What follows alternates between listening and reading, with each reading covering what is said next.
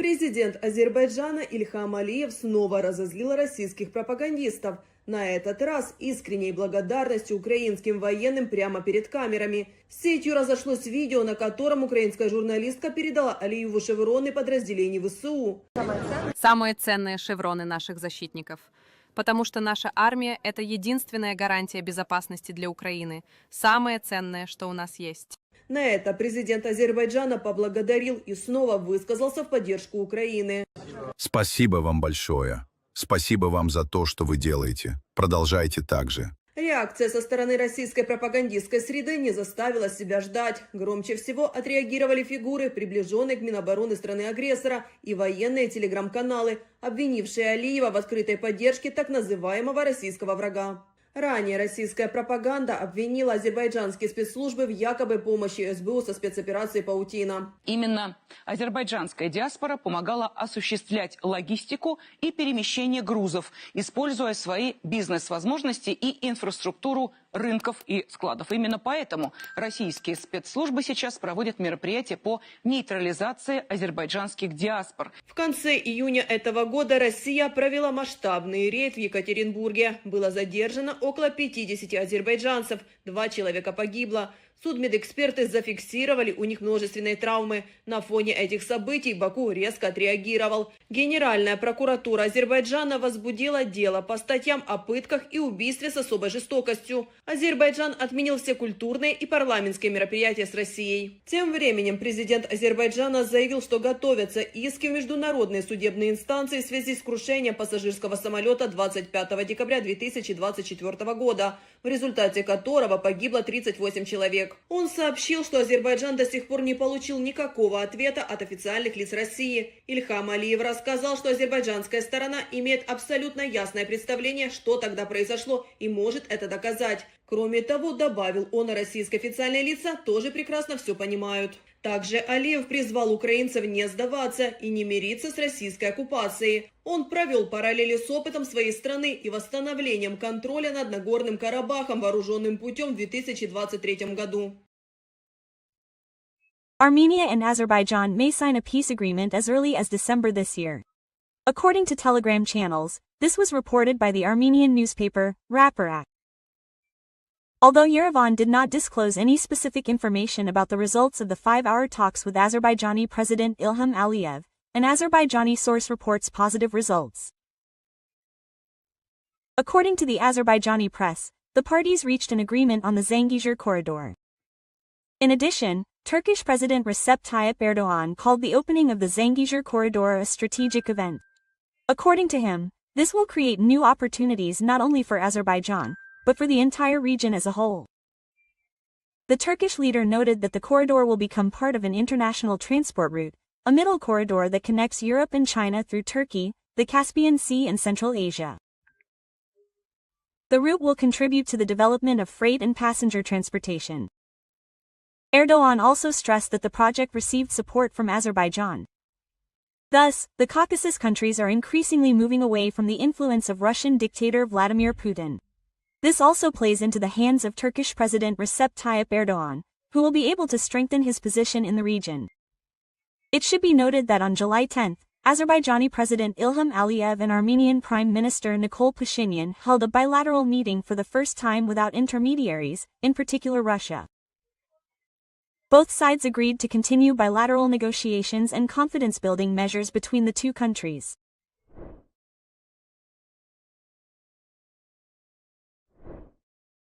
Turkish President Recep Tayyip Erdogan held a telephone conversation with UAE President Sheikh Mohammed bin Zayed Al Nahyan. During the conversation, Erdogan noted that the strategic partnership between Turkey and the UAE is yielding positive results in all areas. Erdogan also noted that Turkey is closely following the peace talks between Azerbaijan and Armenia that began in Abu Dhabi and will continue to support efforts to ensure stability in the South Caucasus. At the same time, the insider writes that Russia failed to prevent Turkey from reconciling Azerbaijan with Armenia, and Putin is now superfluous.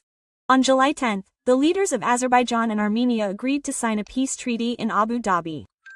Paradoxically, this decision may be connected with the recent Russian-Azerbaijani aggravation of relations, as well as with the arrests of representatives of the pro-Russian opposition in Armenia and elsewhere. As Armenia reconciles with Azerbaijan, and Israel with Turkey, Russia is losing control over the South Caucasus, and all this is to the benefit of the United States.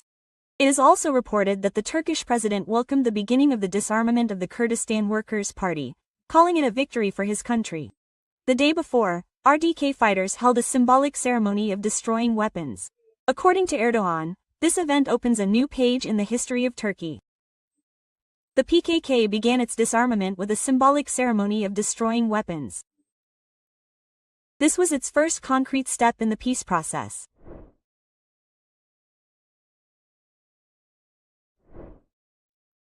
The United States has offered to take over the management of the Zongezur corridor between Armenia and Azerbaijan in an attempt to advance diplomatic talks between the two Caucasus countries, U.S. Ambassador to Turkey Tom Barak told reporters.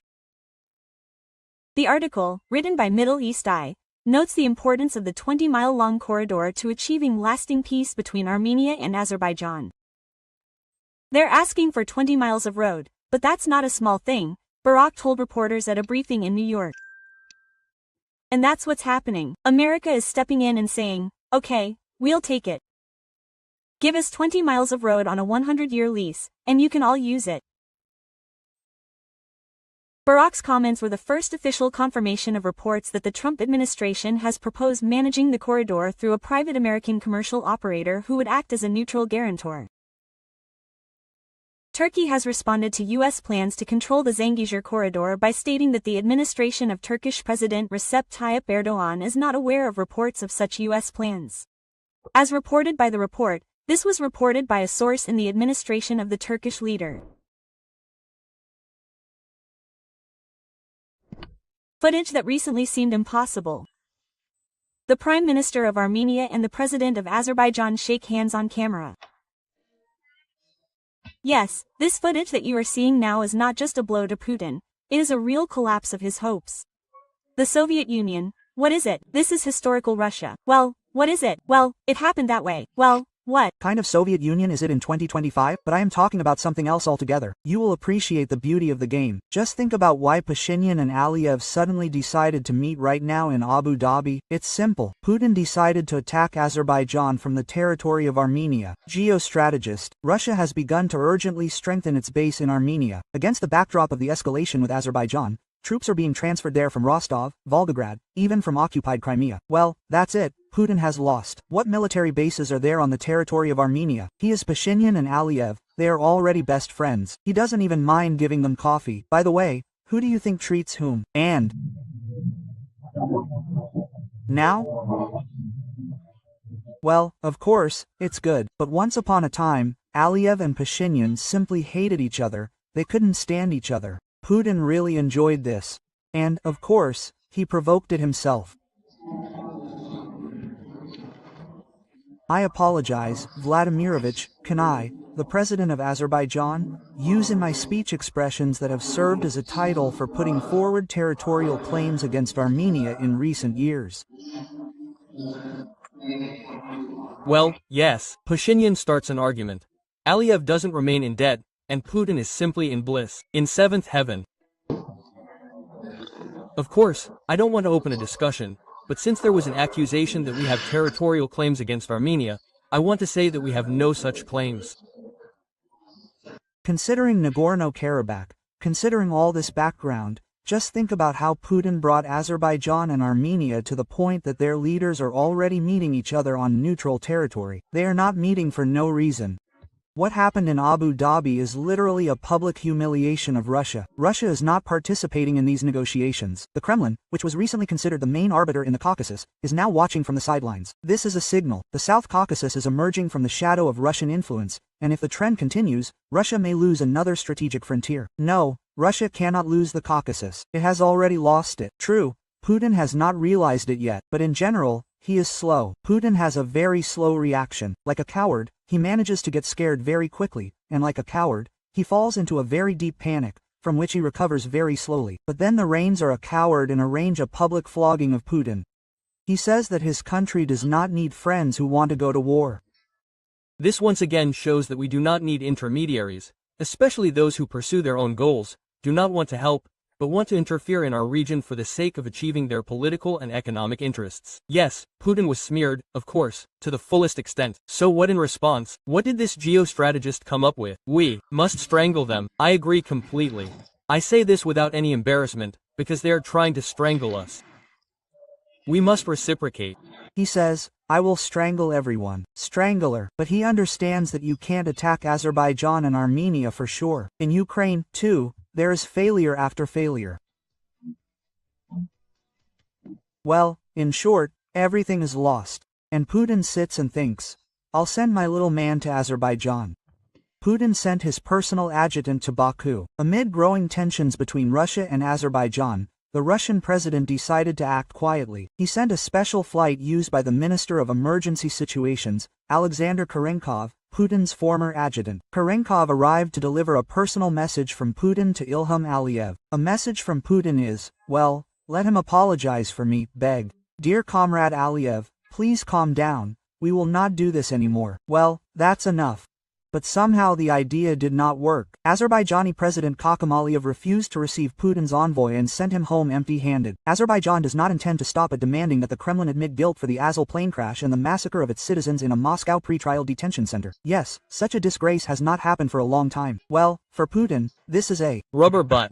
Well, the ass is not an ass. But after this slap, the bunker moth decided to suddenly turn on the alpha male. If a fight is inevitable, you have to hit first. No, you won't be the first. You're already knocked out. You've pecked your nose, the lights are out. That's it.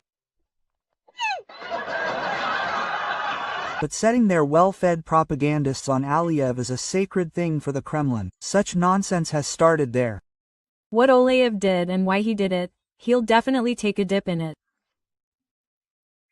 Vankova would have been gone long ago, and Baku would also be somewhere underground. Freudian slip.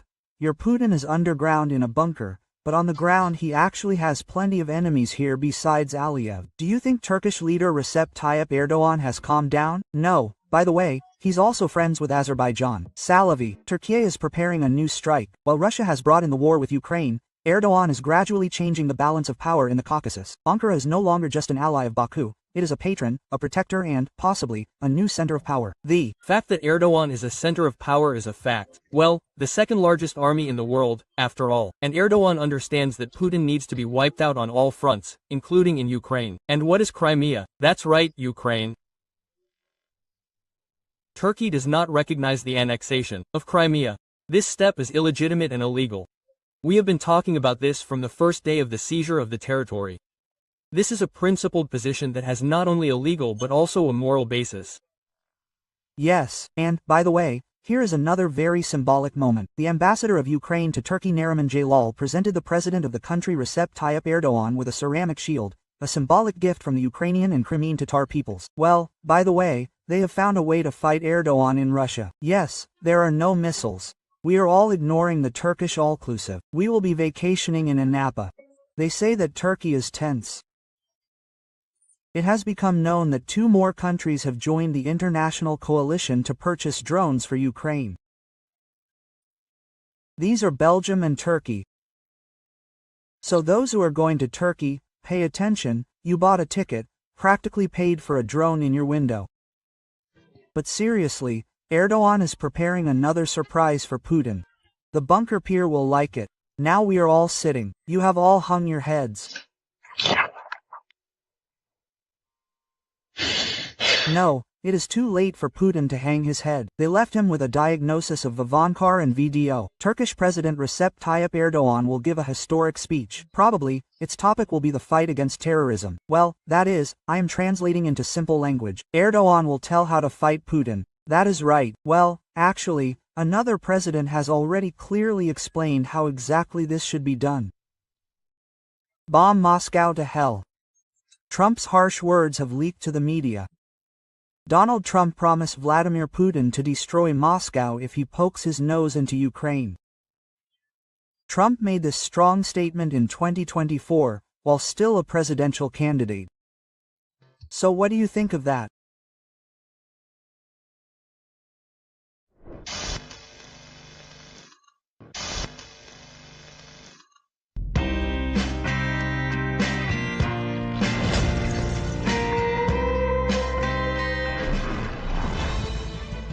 How can you tell a fascist regime from a non-fascist one? In a fascist state, hatred prevails over common sense. Russia, instead of settling the conflict by apologizing for the murder and persecution of Azerbaijanis and not creating a new enemy for itself, on the contrary, began to whip up aggression and anti-Azerbaijani hysteria. When it comes to some ethnic organized crime groups and the word Azerbaijan pops up somewhere, it seems like you and I no longer doubt anything. Yes, and the actions of the security forces do not seem harsh to us, even if these 2 detainees, who died, they died, maybe not from heart attacks, yes. To be honest, I don't even give a damn about this. The Kremlin said facts to propaganda, and it, foaming at the mouth, straining its vocal cords, pounced on its former strategic partner. All the hackneyed chauvinistic and xenophobic cliches with which the Kremlin had been creating an enemy image from Ukraine for 10 years were used. If Russia raises an eyebrow for a second, then we are Azerbaijan's 3rd trading partner. 4.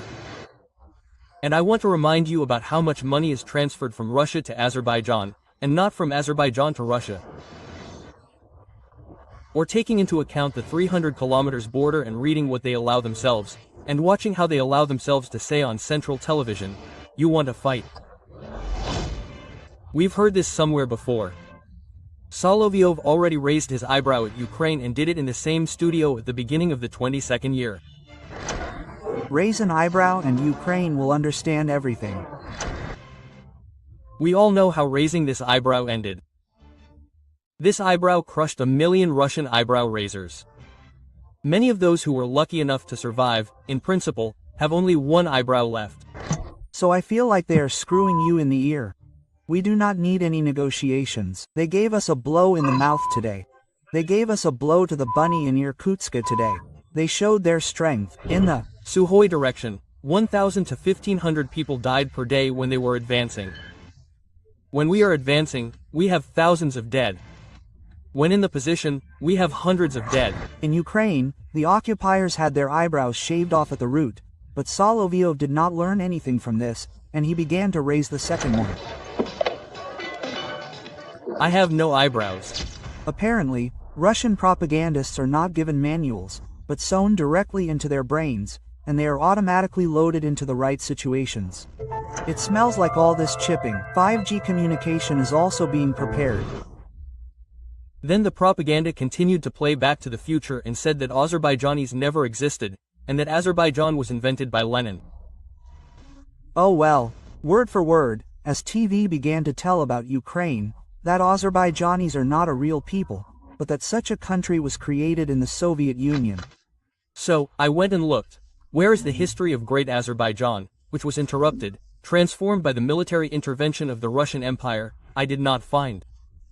There was no Azerbaijan, and even, in general, such an ethnic group as Azerbaijanis, as I was not able to find. That is, this ethnic group there, which we now know as Azerbaijanis, with all due respect, apparently, was also invented by the Soviet government. There is a feeling that at night Putin, like the tooth fairy, flies into the Russians' houses and whispers his historical nonsense right into their ears. So, I will start with the fact that modern Ukraine was entirely created by Russia, or rather Bolshevik, communist Russia. Morden went completely crazy and declared that Baku is an originally Russian city that Russia should return. And all Azerbaijanis should be sent to Gulag. We again have the experience of the Gulag and the vast, so to speak, space beyond the Arctic Circle is very convenient. These people, yes, who suffered from the bad hot climate, could be resettled there too. This is how they calmly discuss the genocide of an entire people in a cozy studio. And this is not considered inciting ethnic hatred in Russia. In Russia, this is normal and even commendable. After all, Russia is a Nazi state in which Russians are the superior race. Everyone else should shut up and submit to the great bast-legged elder brother. So how long will it take for a 30-year-old independent republic to attack a 1,000-year-old Rus, even if only diplomatically? Will there not be some kind of harsh response? For the right to be and remain Russia, a state with a 1,000-year history? Today in Russia, anti-Azerbaijani sentiments even prevail over anti-Ukrainian ones. There are calls to ban diasporas altogether and nationalize their property. The Zetniks are going crazy and demanding to hit them in the side with all guns. They are seriously ready to open a second front in the Caucasus. It doesn't matter to the Russians at all who they fight. The main thing is to fight, because war in Russia is now vital for both the upper and lower classes. For the Kremlin, this is a way to stay in power and not be shot from the cruiser Aurora. And for the lower classes, the only way to earn money. And if they are lucky and kill them, then mom will even be able to buy a microwave. Thank you for your son, for raising such a person. And so take from the administration, from the entrepreneur, Otirovich. Ours. Firstly, he is my advisor to the head of the administration, and secondly, he is an entrepreneur and investor. He is simply a patriot of his city, and it is very painful to perceive such things. That's all. Therefore, this is a gift from all of us, as the father of a fallen soldier. Thank you for your son. The fascist Russian society is no longer able to soberly assess the risks and consequences of its actions and statements. Protecting Russian speakers, they kill Russian speakers. And the militarization of Ukraine has armed it even more. An attempt to push NATO aside has led to NATO expansion. The desire to maintain its influence on neighbors has turned neighbors into enemies. All of Moscow's goals have been achieved in complete reverse, because in a fascist state, hatred prevails over common sense. And what do I want to say? Of course, I want to say that anyone who plays with Russia, anyone, should be put in a pose. We should not let absolutely anyone play with us, neither Armenians nor Azerbaijanis. Even the most devoted Putinists have short-circuited from the Nazi stream from TV and telegram. Collaborator and archmage of historical sciences Oleg Sarev openly doubted the adequacy of the dwarf geostrategist. When World War II began,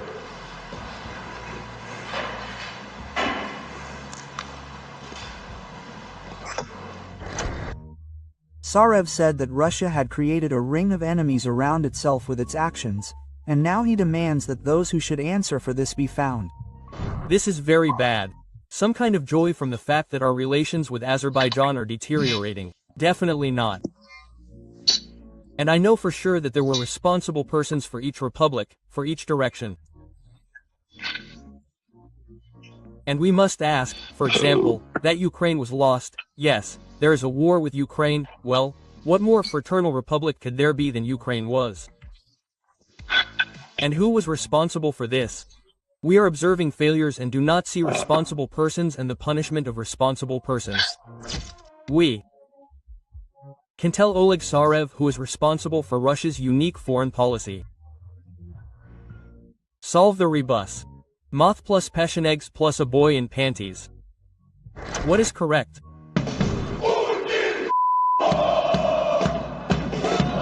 La la la la la.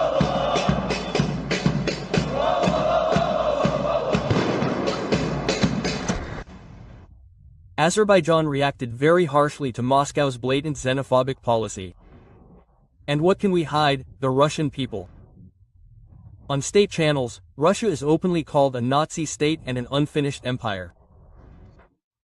They even accused Moscow of inciting the war in Karabakh, and called the aggression against Ukraine a crime. I understand that you are accustomed to domination over the peoples that Russia forcibly included in its composition. Whether in Tsarist times or in the Soviet period, the Russian people were considered the superior race. The Azerbaijanis walked over the main propaganda dummies. There is a feeling that Solovyov would be better off not poking his nose into Azerbaijan in the next 300 to 400 years. Although it is unlikely that he will last that long in a GAC or Ukrainian prison. And then, against this background, I suddenly read an Azerbaijani source Vesti Azerbaijan. Again, I displeased them. Again they argue that the speech of such figures as Vladimir Solovyov, who stir up hostility and xenophobia, serves as a preparation of the ground for new tragedies, conflicts. Russia today is a prison of nations, an empire that eats itself. The Caucasus, Southerners, migrants, all those who do not fit the stereotype of a Russian Orthodox man with a machine gun, are becoming ridiculous. Do you understand what all these people are talking about? Russia, as an imperial anti-human project, is doomed to collapse and destruction. And, believe me, all neighbors will have a great desire to sprinkle Moscow with salt, like Carthage. Russia today is Carthage, which must be destroyed. While Moscow in agony splashes poison and hatred, Azerbaijan is developing relations with the United States, Europe and Ukraine, not to mention the alliance with Turkey. On July 4th, Azerbaijani President Aliyev congratulated Trump on Independence Day and expressed hope that friendship between the countries will reach a new level. We hope for an intercontinental level with minimal flight time. As historical practice shows, it is impossible to come to an agreement with the Nazis. They only need to be defeated, because their goal is to destroy and enslave everyone around them. It's either us or them.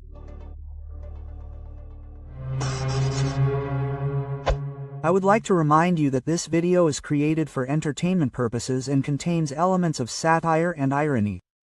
All facts and events are presented in a hyperbolic or exaggerated form to convey a comic or dramatic effect. We do not aim to mislead, but only emphasize humor. Please take this with a smile.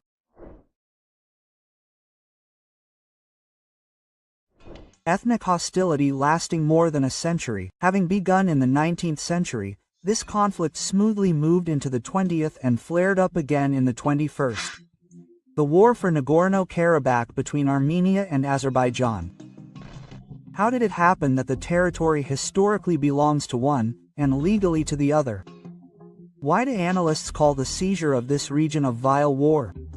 Another striking example. Why you shouldn't choose Russia as your ally? And what does Ukraine have to do with it? Russia has no time for the so-called Second Front now. It won't be able to pull through this front. The history and consequences of the first and longest conflict in the post-Soviet space. How did it end, and will there be a continuation? Watch this right now in the new issue of Arsenal. The disputes about who should own this region have been going on for a very long time. However, if we speak not in the language of chronicles, but still rely on the law, this conflict received a new twist during the formation of the Soviet Union. The territory was subdued by the USSR, and since then Moscow has been deciding what belongs to whom. On July 4, 1921, at an extended meeting of the Caucasian Bureau of the Bolsheviks, a decision was made to transfer Nagorno-Karabakh to Armenia, but due to the great importance of the issue, this decision also had to be confirmed in Moscow. As a result, nothing was sent to Moscow, but instead they gathered the next day, July 5th, and the same group of participants decided to leave Karabakh as part of Azerbaijan. Who decided the fate of the region? Here is a list. They were Stalin, Orджоникидзе, Makarraja, Kirov and others. During the USSR, both countries were union republics, and the borders there were very conditional. The situation changed in the late 80s, when it became obvious to everyone that the hammer and sickle regime was no longer the same. As soon as it became clear that the country was heading for bankruptcy, and Moscow was no longer able to control the outskirts of its empire, Karabakh flared up again. At first, not very much. There were rallies demanding that the autonomous region be transferred to the Armenian USSR. In Yerevan, they gathered up to 1 million people, and, on the contrary, in Baku, they rallied demanding that Karabakh remain as part of Azerbaijan. There were street clashes and mass brawls, including fatalities. Both sides of the conflict tried to appeal to Moscow. However, in early 1988, the discontent of the Armenian population with their socio-economic situation in the region increased. The leadership of the Azerbaijani SSR was accused of maintaining the economic backwardness of the region and neglecting the development of the rights, culture and identity of the Armenian minority in Azerbaijan. The Armenians, who represented the majority in Karabakh, held a referendum, where they decided to separate the region from Azerbaijan. Baku did not agree with this. The open conflict began after the collapse of the Soviet Union and was accompanied by ethnic cleansing and excessive violence. as a result of full-scale military operations in Nagorno-Karabakh. In 1993, regular Armenian troops fully or partially took control of 7 Azerbaijani regions. After that, the hostilities spread inside Azerbaijan and to the Armenian-Azerbaijani border. In total, by 1994, Armenian troops took control of about 20% of the territory of Azerbaijan. In the same 94th, the Minsk Group was convened. As a result of its work, an agreement was reached on a ceasefire. However, for Azerbaijan, there was still an ironclad argument to try to return the lost territories. What does this ironclad argument sound like? Karabakh is Azerbaijan, because it is the official territory of Azerbaijan. There are even documents. And these documents are recognized by all countries of the world that are members of the United Nations. It follows from this, continue the defenders of this ironclad argument, that the Armenians seized and occupied Azerbaijani land, and Azerbaijan wants to liberate its own lands from the occupiers within internationally recognized borders. The second round of war occurred already in 2020. New battles broke out on the contact line, which became the largest and bloodiest since 1994. Mobilization and martial law were declared in both countries. In 2020, when Azerbaijan launched large-scale military operations for Karabakh, Armenia turned to Russia for help, which was refused for 2 real reasons. Firstly, because Aliyev and Erdogan are the quietest Europeans in me, it is dangerous to mess with them. And secondly, the current government in Armenia was established as a result of the Velvet Revolution of 2018, when peaceful protests overthrew the ruling regime. This makes Pashinyan an organic enemy of Vladimir Putin. Putin is not interested in such a leader succeeding under any circumstances. Now is the time to remember Russia. It was Russia that acted as the guarantor of Armenia's security for many years, while Azerbaijan enlisted the support of Turkey and developed its army according to NATO standards. Turkey openly declares that Azerbaijan is its long-term ally. Armenia is wrong, and if Azerbaijan needs any support, they will provide it in any way, including military. And Turkey is one of the main importers of oil and gas from Azerbaijan. And when it comes to oil and gas, which country would not try to become an ally? At the same time, Azerbaijan is one of the main investors in Turkey. Their economic ties are extremely strong.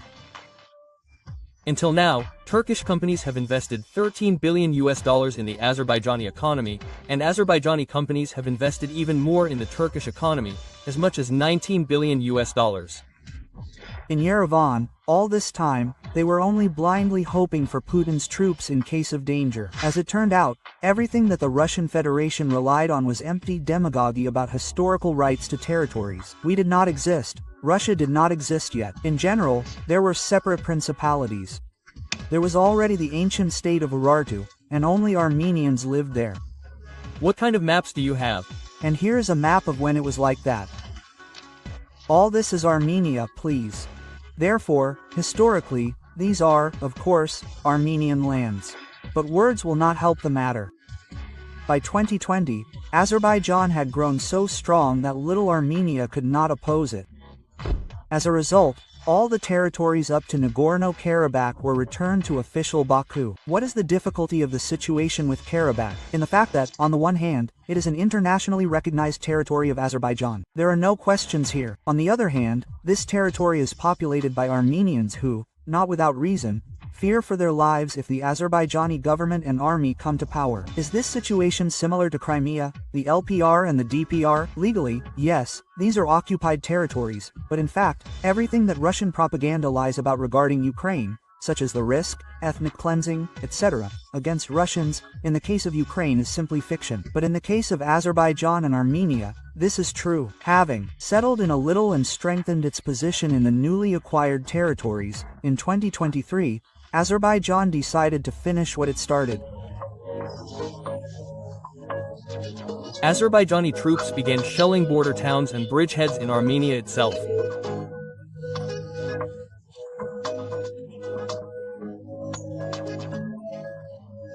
Moreover, the reason for this was the so-called attempt by the Armenian armed forces to mine the approaches to the Azerbaijani platoon strongholds.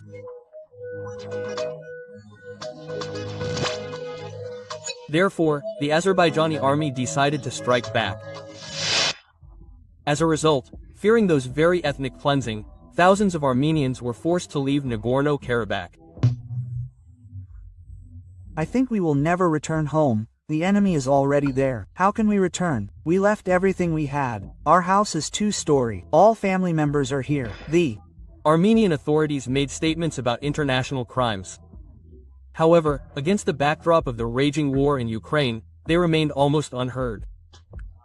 Azerbaijan's policy of ethnic cleansing continues. An analysis of the situation shows that in the coming days there will be no Armenians left in Nagorno-Karabakh. This is an act of ethnic cleansing. In fact, Baku simply decided to return its territories within the generally recognized borders home. On September 28, 2023, a decree was signed on the termination of the existence of the Nagorno-Karabakh Republic. Russia, as usual, showed itself to be a traitor. The matter did not go beyond words again. Now Russia has no time for the so-called Second Front. It will not pull this front out, which is why we practically do not see Russia's participation in resolving this issue, this problem.